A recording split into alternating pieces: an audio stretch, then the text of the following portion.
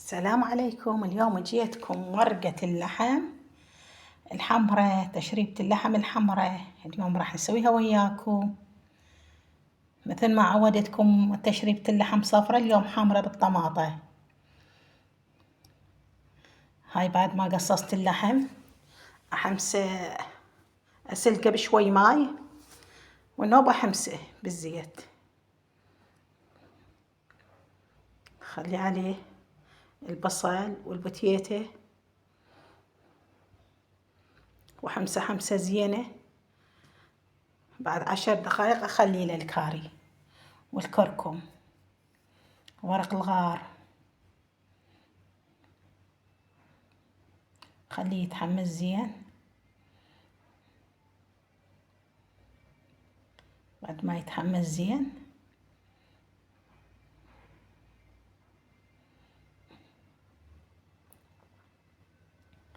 راح اخلي له عصير الطماطة،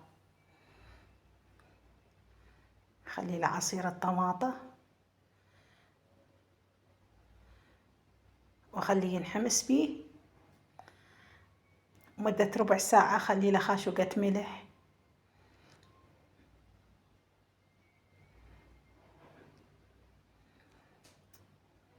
وخلي له كاستين ماي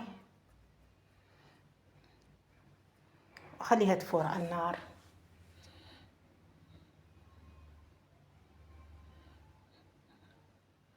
بعد ما خليتها تفور نوب اجيب الخبز، العجين عاجنته وراح اروجه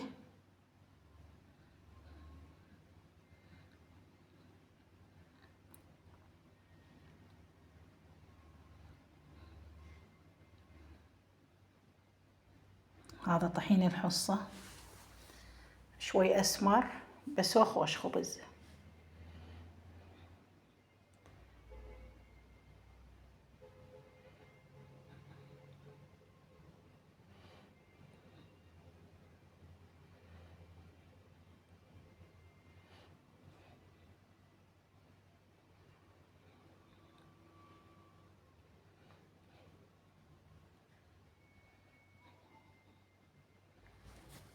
هسه وياكم اخبز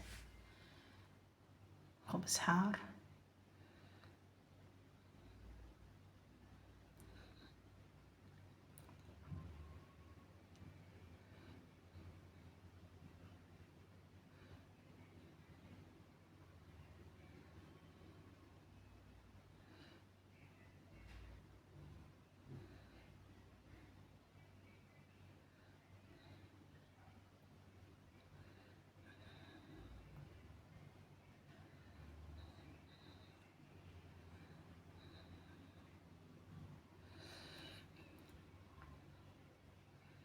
هاي الحناية شوفوها، هاي الحناية الصغيرة، خلي البنات الصغار خبزانها.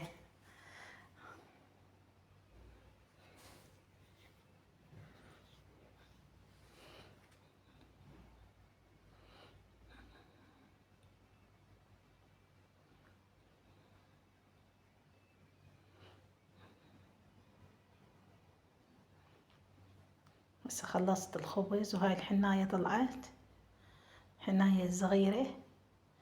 هسه اخلي مرقتي مرقة اللحم على الخبز واحلى تشريبة حمراء.